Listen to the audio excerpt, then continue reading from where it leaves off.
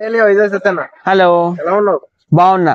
Game changer movie ఎలా ఉందన్న? నాకైతే average.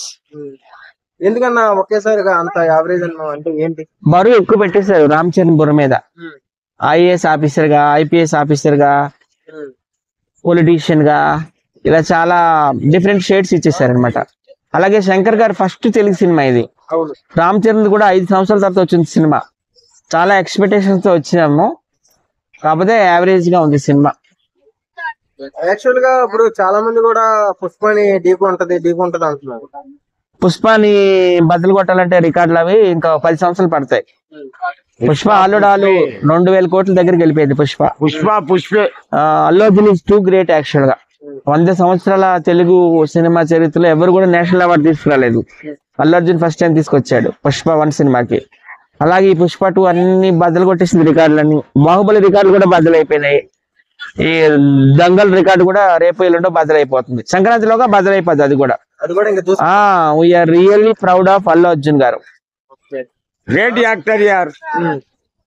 Allu Arjun the great actor. అంటే ఫ్యాన్స్ చెప్పడం ఏంటంటే సినిమా చూసేదందుకు చాలా బాగుంది. ఫస్ట్ హాఫ్ కూడా చాలా బాగుంది. సెకండ్ హాఫ్ అంతా కూడా కొంచెం డౌన్ చేశారు. సెకండ్ హాఫ్ చాలా ల్యాగ్ ఉంది. రొటీన్ ఏం లేదు, అంతా పాచింతకాయ పచ్చడిలాగానే ఉంది సినిమా అయితే. ఒకసారి అయితే చూడొచ్చు, వన్ టైం అయితే చూడొచ్చు. నేనైతే 2 స్టార్స్ ఇస్తున్నాను. నిజంగా శంకర్ గారు ఇంత పని చేస్తారు అనుకోలేదు. ఏంటో ఈ మధ్య శంకర్ గారి హవా తగ్గిపోయింది పాపం. ఇప్పుడు రామ్ గోపాల్ వర్మ పిక్చర్ వస్తుందండి. ఆ పిక్చర్ పేరు ఏం పేరు?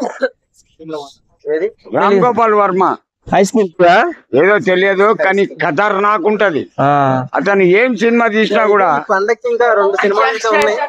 బాలయ్య సినిమా ఇంక సంక్రాంతి విజయ్ అది హైలైట్. డాకు మహారాజు, దబ్బిడి దిబ్బిడే.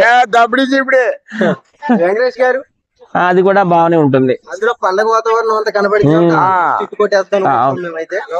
లేదు, సంక్రాంతి విజేత అయితే బాలయ్య. ప్రతి సంవత్సరం ఆయనే మొత్తం గత 50 సంవత్సరాలుగా.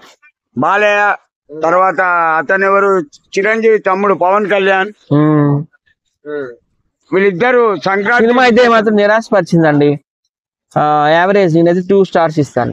అంటే పెట్టిన డబ్బులు వస్తాయంటావా? కంపల్సరీ వచ్చేచ్చు. 450 కోట్లు పెట్టారు కదా, ఒక 500 కోట్లు రావాలని కోరుకుంటున్నాను, నష్టాలు లేకుండా దిల్ రాజు గారికి.